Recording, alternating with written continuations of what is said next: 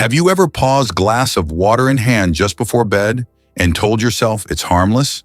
Staying hydrated is good for me, without realizing that this one quiet habit could be stealing your sleep, straining your heart and slowly putting your health at risk while you think you're doing the right thing. If that sounds familiar, please don't scroll away because what I'm about to share may change how you think about nighttime forever. I'm Dr. Mark Ellis, and after decades working with older adults, I need to say this clearly. Waking up to urinate 2 or more times a night is not just an inconvenience of aging, and it's not something you should simply accept. Long-term studies following adults for over a decade show that frequent nighttime urination is linked to a sharply higher risk of heart disease, stroke, and dangerous falls, especially in people over 60. This isn't fear-mongering. It's a warning most people never receive until it's too late. What makes this so dangerous is how quietly it happens. Night after night, broken sleep keeps your heart from fully resting, your blood pressure from dipping the way it should, and your brain from repairing itself. Many of my patients were shocked to learn that their heart was working harder at 2 a.m. than it should be, all because of habits they believed were healthy. And the most painful part is this: almost no one connects the dots until damage has already begun. But here's the reason you should keep listening. This problem is not permanent, and it does not require expensive medication or complicated treatments. In fact, the solution starts with understanding one simple mistake and learning a small science-backed adjustment you can make tonight. Stay with me because by the end of this video, you'll understand exactly why your body wakes you at night and how to gently guide it back into deep, uninterrupted sleep the way it was always meant to be. Most people believe nighttime urination is simply the price of getting older. You hear it everywhere. That's normal after 60. But in reality, that belief is one of the most dangerous misunderstandings about aging, because waking up multiple times at night to urinate is not caused by age itself. It's caused by something far more specific and far more fixable. It's a sign that your kidneys and your brain have lost their natural nighttime rhythm. When your body's working the way it's supposed to, nighttime is a protected window. Your brain sends a clear signal that says, stand down, repair mode. Your kidneys respond by slowing urine production, allowing your heart, blood vessels, and nervous system to truly rest. This is not optional. It's how the body survives long term. But as we age, that internal communication begins to break down. The signal weakens, the timing slips, and the kidneys keep working when they should be resting. I remember a patient, early 70s, who told me, "Doctor, I don't even drink water at night anymore, but I still wake up 3 times." His labs were normal. His bladder looked fine, yet his nights were broken and his mornings felt heavy. What he didn't realize was that his body wasn't confused because of water. It was confused because its internal clock was off. His kidneys were still operating on daytime instructions, even at 2 or 3 in the morning. Science backs this up clearly.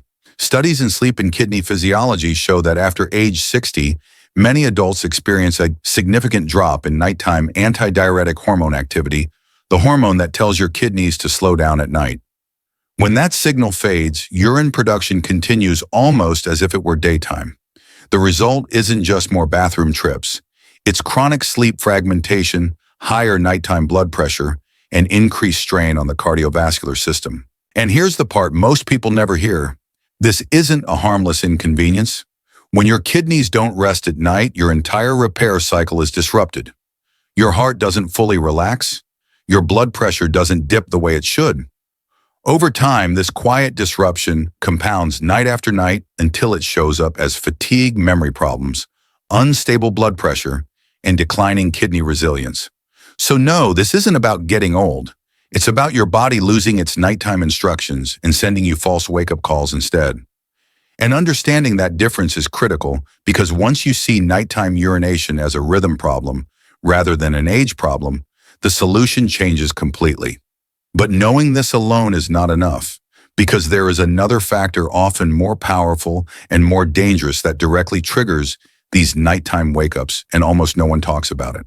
So if nighttime urination isn't simply about aging, then what exactly is pulling you out of sleep again and again? This is where most people are shocked to learn the truth. In many cases, it's not your bladder waking you up at all. It's your brain sending a false alarm because it senses danger where none actually exists. I've heard the same story hundreds of times. Someone wakes up at 2 or 3 in the morning, rushes to the bathroom, and barely passes any urine. Yet once they're back in bed, their heart is racing, their mind feels alert, and falling asleep becomes almost impossible. If the bladder were truly full, that wouldn't happen. What's really happening is that the brain is being triggered by a drop in nighttime energy. During sleep, your brain never shuts off. It continues to consume glucose to regulate breathing, heart rhythm, and memory processing. In older adults, blood sugar can dip too low in the early morning hours. When that happens, the brain interprets it as a threat. But instead of waking you with hunger, which would fully disrupt sleep, it chooses a subtler tactic. It activates the bladder.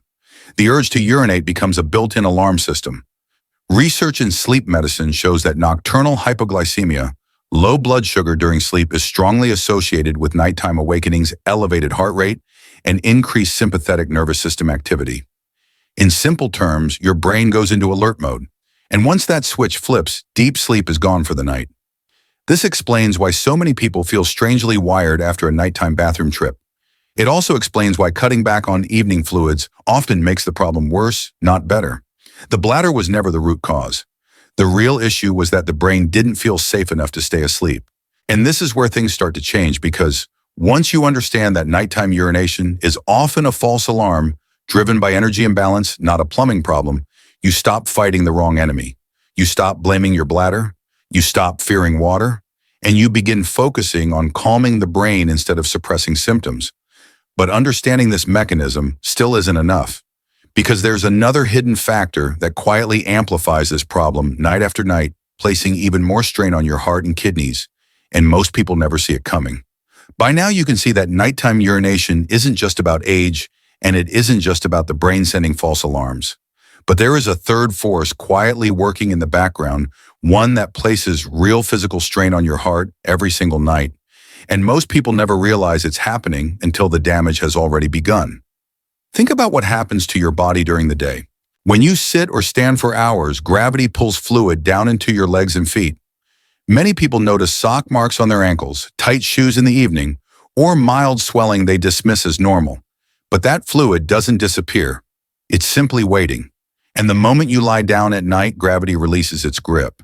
As soon as you're horizontal, that trapped fluid begins to move back into circulation. It flows toward the heart, then straight to the kidneys. Suddenly, your kidneys receive a surge of fluid they must filter right when they're supposed to be resting. Urine production increases, the bladder fills faster, and the urge to wake up returns, often multiple times in one night. I once worked with a patient who told me, "Doctor, my legs feel heavy all day, but it's my nights that exhaust me."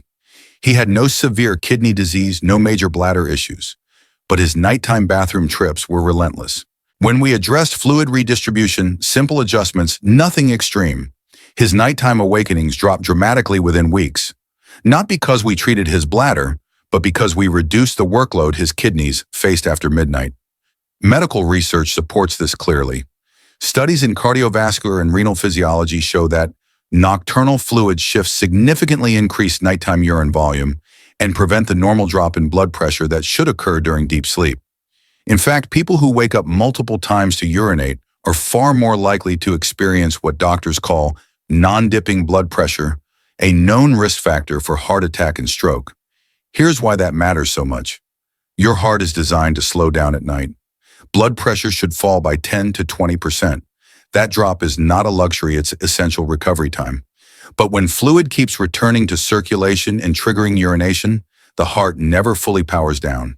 Night after night, it keeps working quietly, aging faster than it should.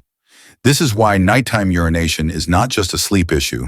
It's a cardiovascular issue. It's a kidney issue. And it's a warning sign that the body's nighttime repair system is being interrupted at multiple levels. But even this still isn't the full picture. Because the real danger isn't just waking up to urinate, it's what repeated nighttime awakenings eventually lead to, and that consequence is far more serious than most people ever imagine. At this point, it should be clear that waking up at night to urinate is doing far more than interrupting your sleep. But the real danger doesn't stop at fatigue or poor rest.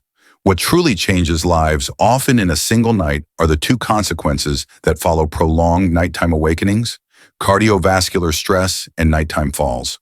Let's start with the heart. During healthy sleep, your blood pressure naturally drops by about 10 to 20%. This nighttime dip is critical. It's when your heart muscle recovers, blood vessels relax, and inflammation calms down. But studies show that people who wake up 2 or more times each night often lose this dip entirely. Their heart keeps working as if it's daytime.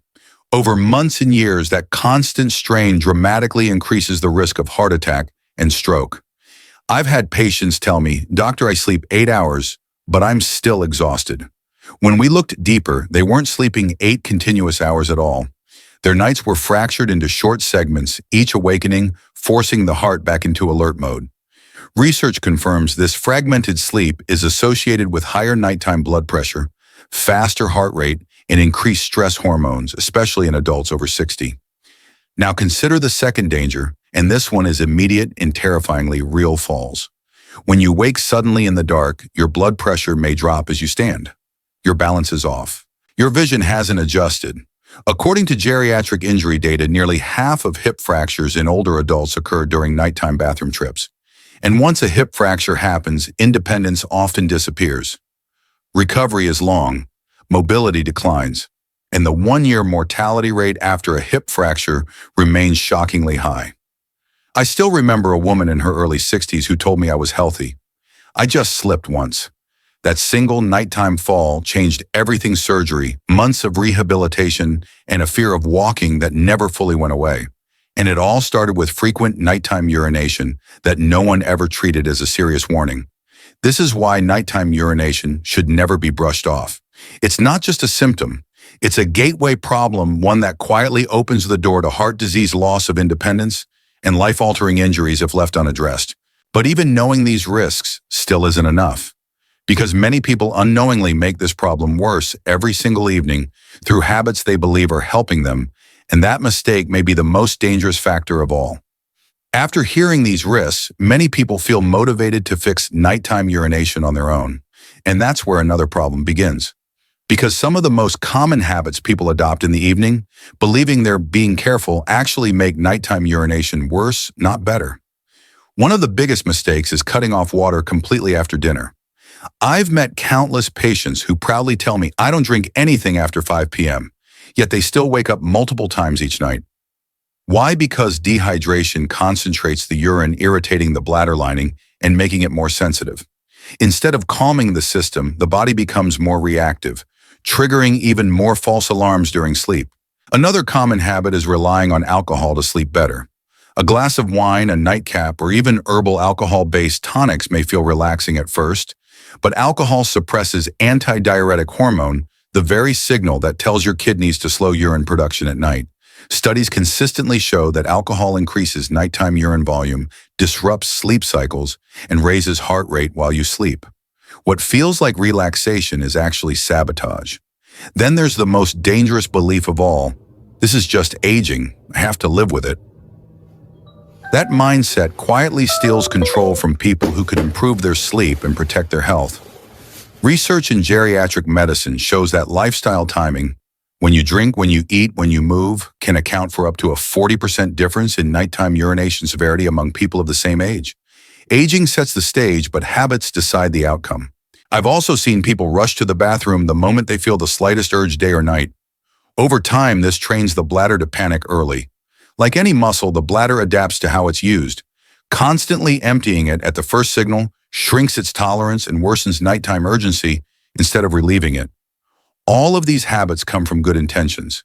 People are trying to protect themselves, but without understanding the real mechanism, they end up fighting their own biology and losing sleep in the process. But knowing what not to do still isn't the solution, because the real breakthrough comes from one small targeted action that works with your body instead of against it. And that's where everything begins to change. After everything you've just heard, the question becomes simple. Is there a way to stop fighting the body and start calming it instead?